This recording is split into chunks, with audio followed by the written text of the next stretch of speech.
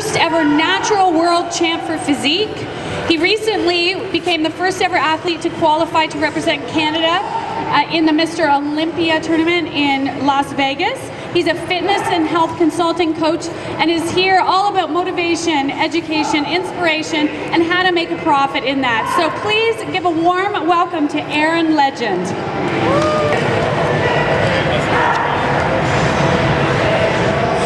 How's it going, Toronto? You guys can hear me good? Yeah? Thank you for joining me today, and I want to give a special thanks to Samantha McKay for obviously making this possible. As you guys know, most of you, I'm a bodybuilding athlete, and being able to step on stage here and speak to you guys and learn ways to profit through your passion, which all brought us here for the same reason, fitness and health, is something that I've been wanting to do for at least 3 years. So I'd like to start off by sharing with you guys a little bit of how I got started in the fitness and health industry. And I'll also be sharing with you guys on how you become an entrepreneur in the fitness and health industry as well, and find ways that you can profit through doing exactly what it is that you guys love. So who here works in the fitness and health industry? Just by a raise of hand. Everybody, obviously. And who's maybe looking to work in the fitness and health industry sometime? Yeah, right there? Okay, perfect. So this is going to be just for you. The number one thing that I want you guys to detract from today's seminar is how to be an entrepreneur and how to differentiate yourself from being a brand and being just a human being as well, right? So there's a little bit of disparity with that, but we'll just jump into how I got into the fitness and health industry as well. So obviously my name is Eren Legend, and this is exactly what I learned on fulfilling my journey and my passion. So I'm from our beautiful nation's capital, Ottawa. I've always been active in sports. I was quite popular in high school. However, for myself, I was very short. So I felt really compelled to appeal to women in a different way. So fitness and health was something that I wanted to use to get an extra edge over individuals. And I hate saying that because that's my beautiful girlfriend right there. So sorry, babe. But that's the truth. So my interest in weightlifting commenced, and between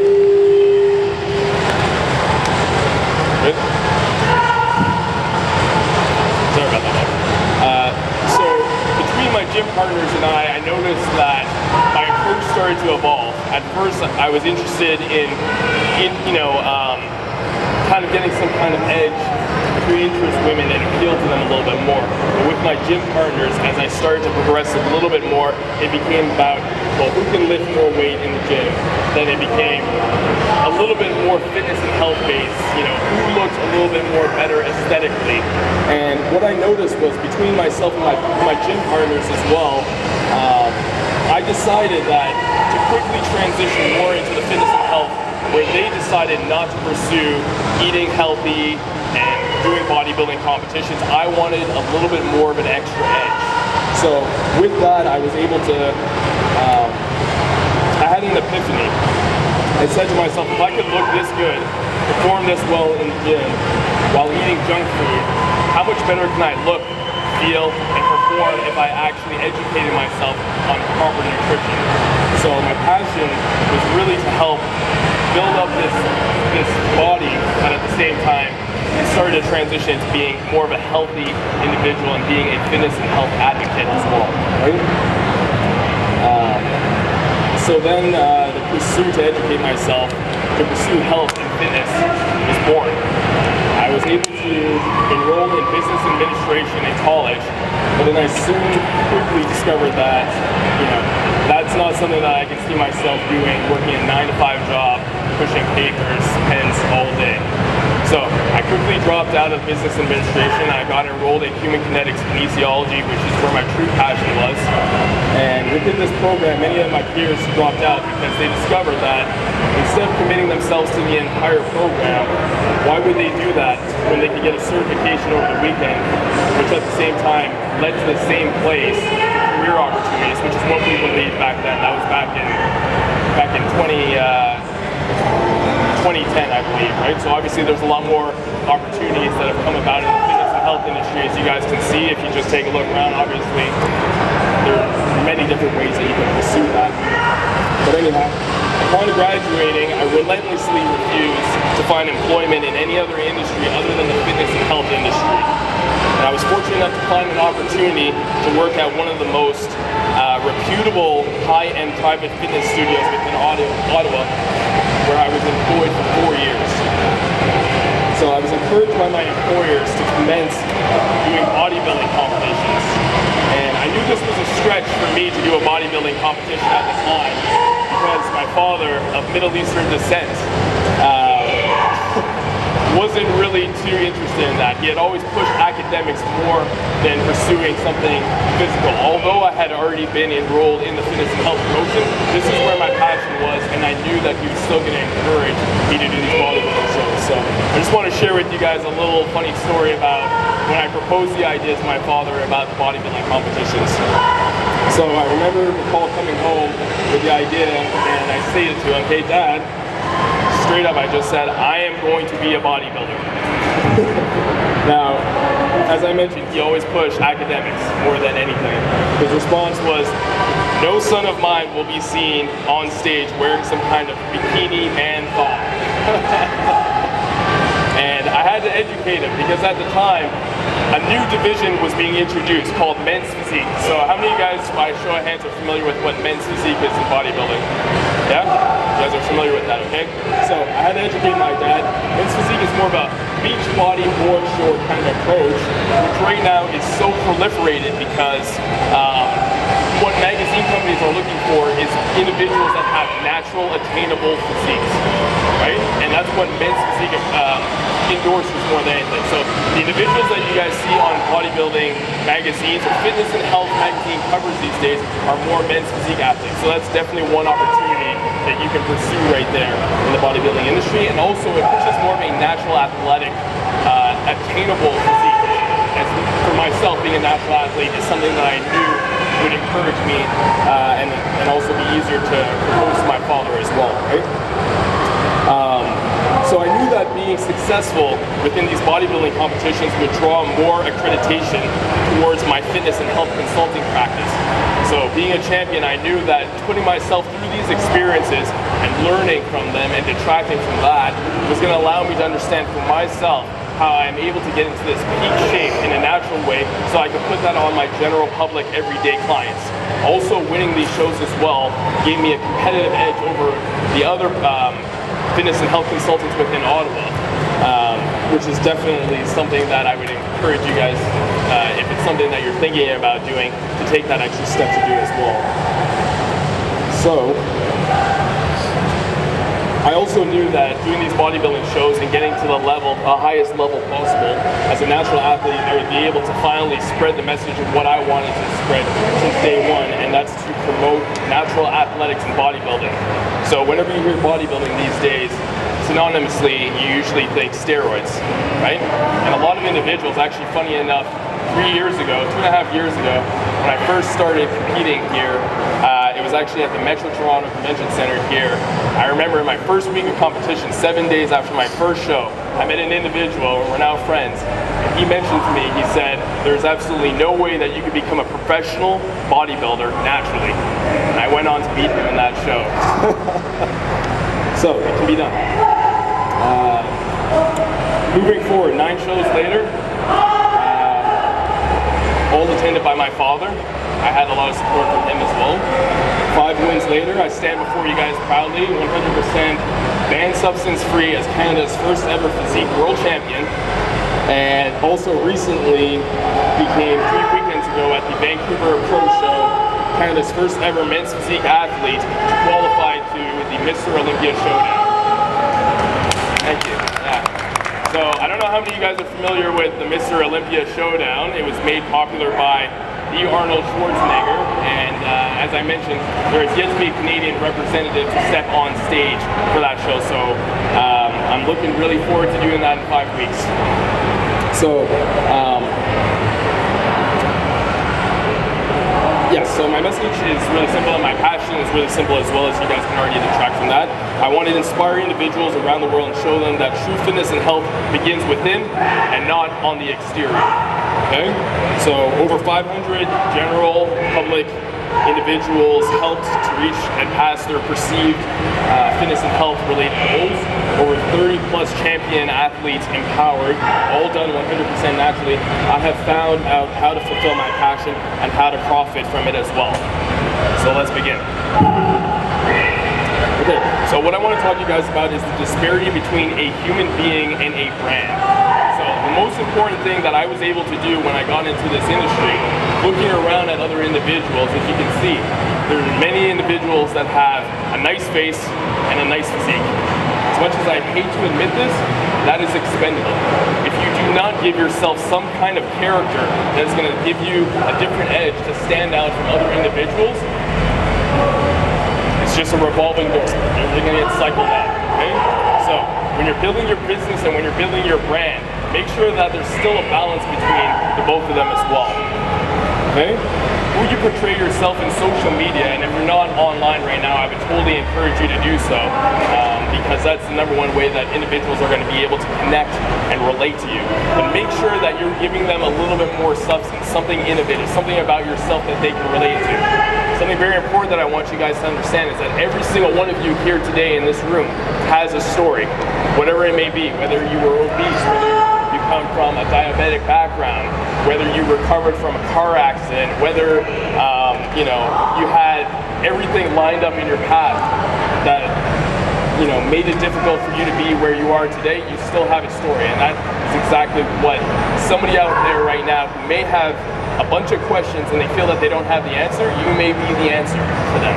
So when you're building your business, and obviously we're all passionate about fitness and health, understand that you have a story. And you guys all look pretty fit here right now too, so I would definitely encourage you to do that. But make sure that how you portray yourself in social media is different from how you portray yourself, obviously, in everyday. So I've been accused in social media of being a little bit too strong with how I push my brand, stating, you know, my accolades. But at the end of the day, this is your resume, and these are the things that you need to do to give a little bit of distance and disparity from yourself and everybody else that's in the room. So think about becoming more of a brand and branding yourself as well. Okay? So the great thing about becoming a brand as an individual is that as you grow and change as an individual every single day, second by second, your brand changes as well. Okay? So therefore, it's easy to make modifications to any and all brand commitments that you make, because your brand isn't defined by what it is simply today, but rather what it can be. So think about who it is that you want to be and who it is that you want to appeal and attract. And then just understand that as you change, supporters will grow along with you as well, which is absolutely phenomenal. Okay, so don't put restraints or limits on your business, and you have to always be innovative and willing to adapt to new trends as well, okay? So what this means here is, don't think to yourself to limit yourself within a certain area. With everything being online right now, try to be as diverse and versatile as you possibly can be. One thing I want to share with you guys is I was speaking to a few other pro level athletes, and my new mission right now is to make sure that we can create more opportunities for not only Canadian athletes, but natural Canadian athletes as well. And this pro athlete had told me, he said, "You're putting on Canada too much." That's what he said. He's Canadian as well. He said the second that you represent Canada like this, you're limiting yourself to Canada. But in my industry, the bodybuilding pro athlete industry, nobody is representing Canada at all. So my new mission right now is to make sure that I'm able to give back to the industry and create new ways and new opportunities for Canadian athletes as well. Another thing I'll share with you guys is I got the sponsorship, supplement sponsorship that I want, which is another career opportunity that you guys will be able to progress into as well. And I wanted this supplement sponsorship for 3 years, and I recently got them the other day. However, they weren't willing to provide me the resources that I needed to put on Canadian athletes and create opportunities for other Canadian athletes as well, which I found kind of discouraging since they're a very big, well-known brand. So I had to distance and detract myself from this brand here because it wasn't aligned with my passion. So there's always a way to still, you know, profit from your passion no matter what. And I would encourage you to focus on your passion first, and then the money money and everything else will fall into place. Okay. So, as most of you guys had already mentioned here, a lot of you guys are already active in the fitness and health community, right? So one thing you have to understand is to value how to value your services worth. How much does your time and expertise, how much is it actually worth? You need to put a dollar amount on this, okay? And this is very important. Accreditations add value to your services worth, okay? Whether you compete in any sport, whether you're a champion, whether you're doing bodybuilding, anything that you're doing like that, certifications, knowledge, experience, this adds value and worth to your services. So think about, write up your resume of what it is that you've accomplished. And it could be anything, even if it's something that you think is small. That's going to give you a little bit of an edge and disparity over other individuals and increase the service value and worth. Even if you just put yourself through a quick diet and you were able to lose 25 pounds, that's still something that I would state to be proud of, and it can add value to your services worth. So try and think to yourself, how much is your time worth if you were to attach a dollar value to that, right? So it all really boils down to perceived value of your services in the consumer's eyes, right? Can you exchange your knowledge and services to other individuals as well, to barter for their services to a give-take of traded services, right? So I'll share with you guys a quick story. I had a client, his name was Ryan. He was a high-profile web designer. I can only remember that he made the website for Puff Daddy, P. Diddy, whatever. And he had made a lot of different websites like this. So he offered to build me my website as well. And you know, the cost budget for the website that he proposed was a little bit out of my budget at the time. However, what he decided to do was, he said to me, okay, well, how about you build me a workout program, right? And I thought to myself, okay, you know, I've been building workout programs for at least 10 years. I'll write him up a workout program, and he'll build me my website. So the dollar amount value that he charges, and this was a discounted price that he had given me to build my website, was $3 grand. So essentially, I just sold him a $3,000 workout program, right? And that's something that I want you guys to kind of conceptualize a little bit as well, because to me, I was just thinking, hey, I'll write this up for free. He didn't know that. Hopefully he's not here in the room. But he was willing to trade that service because due to my accolades, due to the service worth, due to the fact that he already knew that I was able to provide the service, he was willing to do that there. So I pretty much sold a $3,000 workout program. Okay, and you guys can do that as well, right? That's definitely one of the ways that you can conquer your passion. So another thing I want you guys to think about is automate your business and only control the things that you can, okay? So this relates back to differentiating yourself as a business and a brand as well, okay? So you shouldn't invest too much time into anything that you can't control. If you need to be the face of your business and your brand, and you're not too proficient with website design or writing content or filming videos or anything like that, try and assign and maybe even barter and trade your services to another individual that can, because if you have to be the face of your business and brand, and that's where your passion is, only you can continue to do that, right? So you can invest more time into building your profile by doing that as well. That's what I would definitely encourage. So this is a little bit more for athletes that are looking to brand themselves with their business as well. Don't give energy to anyone that doesn't deserve it or won't reciprocate energy back, okay? So for just a show of hands right now as well, who's an athlete right now? Any sport? Bodybuilders, I know you guys. Yeah. Okay. So as you guys already know, giving energy to other individuals in your competition doesn't only drain you. Like going through a competition of any kind of sort or any sport is already exhausting, fatiguing mentally and physically as well. So don't try and focus too much on what your competitors are doing, because you're only going to take energy off of yourself when, like I mentioned before, you need to focus and invest your time on being the face and image of your brand as well. And also, if you're doing more labor-intensive work like personal training, personal fitness, and health consulting, you need to ensure that you're going to be in the gym, or in the background you have to write programs and stuff like that as well, right? So make sure that you're automating your business and you have all that stuff aligned as well. So innovate with your brand with your competition. See what others are doing and research current trends.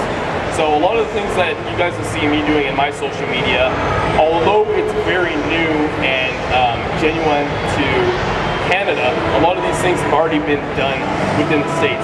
So think about somebody that has a great brand profile, that has morals, ethics, and values that align with what you're trying to share with the world as well, with your passion, and try and mimic as much as you can, but at the same time, make it yours, okay?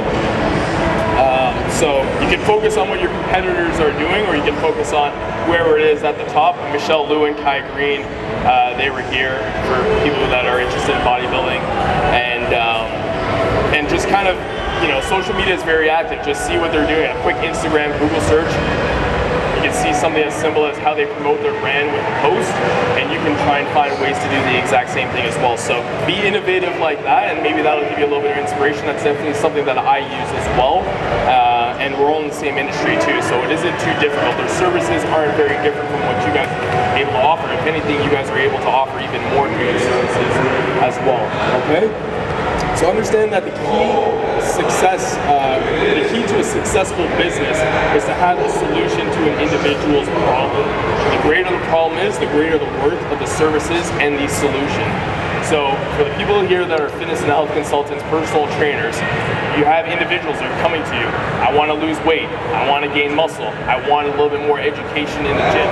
I want to rehabilitate myself from an injury or something like that. Whatever, that's their problem, and you are the one that has the knowledge and solution. In most trades and services, the consumer, the client, is always right. In our profession, in business and trade, they are coming to you for your services.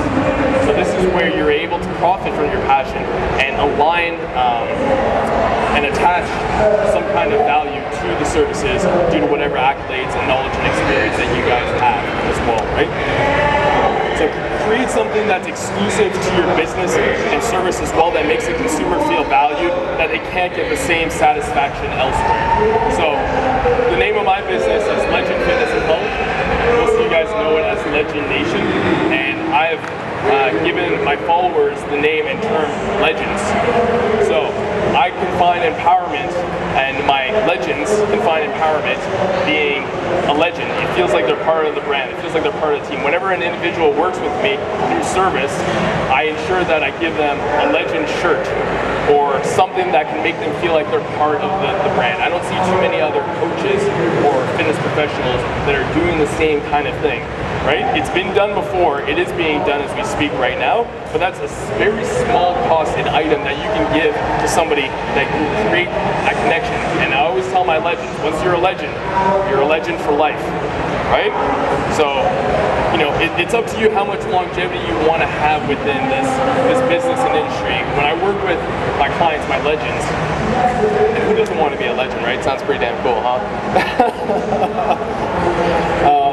When I work with my clients, even if I work with them once and I don't see them for a whole entire year, I make sure to stay connected with them, whether it's text, Instagram, email, phone call once in a while. It's the small things that make a huge difference. It's not about the money. This is our passion. And when you think about passion, what we think about, the first thing that we think about is, I would gladly do this for free. And I've done a lot of these services that I've given right now, I've done this for free, right? But obviously, we're here to profit from that, so. Okay.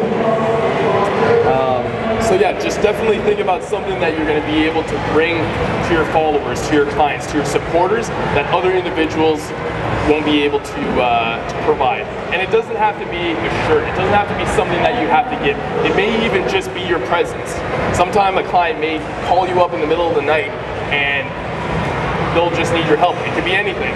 It could be something silly, as much as I hate to admit, or it could be something very pressing. It could be, hey, you know, I'm at the poutine shop right now, and just give me one reason why I shouldn't eat this. I've gotten calls like that at 3 in the morning, trust me. It's something as simple as that. makes the individual feel valued, feels like they're part of the team, feel like you're there for them. And trust me, as a passion, that is the most important thing, is being there for somebody, helping them. So I want you guys to think about something here as well. Paralysis by analysis, okay? Overthinking all the things that can go wrong can distract you from your goals, okay? Don't ask yourself, what happens if I can't, okay? So me being from Ottawa, I was fortunate because being in Toronto is actually, it can be quite intimidating trying to jump into the fitness and health profession, right? But being from Ottawa, I felt confident knowing that, hey, there's not too many individuals here that are doing the same thing that I'm doing, and it gave me a little bit more confidence to jump in it. Now being here in Toronto, I live here, I just moved here about 3 weeks ago, so I'm a Torontonian, I believe the term is, yeah?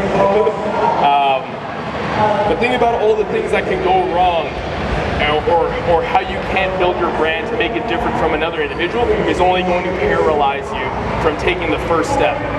What's worked for me before is thinking about the ultimate goal. Where do I want to be? I want to be on the Olympia stage. I want to be a professional athlete. I want to be a world champion. I think about my goals and then I work my way back to myself. Because if I think to myself, I'm standing here today and I'm looking up at the top, it's intimidating. What's the first step? How do I get there? I have no idea. But when I think about my goals at the top and I think about how I'm going to work back down to myself, it's a lot easier to align myself with how it is that I'm going to be able to do that. So think about that right there. So they're giving me about 3 minutes left, and I'm going to try and speed through this here as much as possible, and I'll take questions after. It's 2 now. For anything that you guys may ask. So abstain from using words like I can't or I will, or rather I'll try. Tell yourself that you can and then you will, because the power of a positive perspective can truly change your life. As corny as that sounds, it's true. Right? So just don't think about what you can't do, or don't say, I'm going to try and do this. Fully commit and fully invest yourself into everything that it is that you're doing. And I promise you, when you speak with conviction, people will stand up behind you because they see your true passion through that as well. Okay? Balance life, find enjoyment in other passions as well. If not, without innovation to your business and brand, you're going to find that it's going to be difficult to keep things fresh through your passion as well. Your passion should not be a chore. Okay, so all of us here that are fitness and health professionals, you shouldn't find that it's a chore to do working with clients, to do this, to do that. So try and find balance outside of that as well.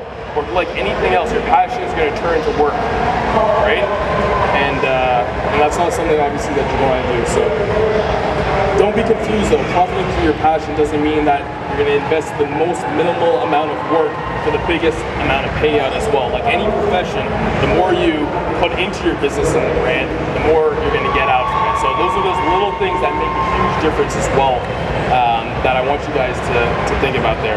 Be proactive as much as you can. Cover all angles of your approach and presentation while being as versatile as possible.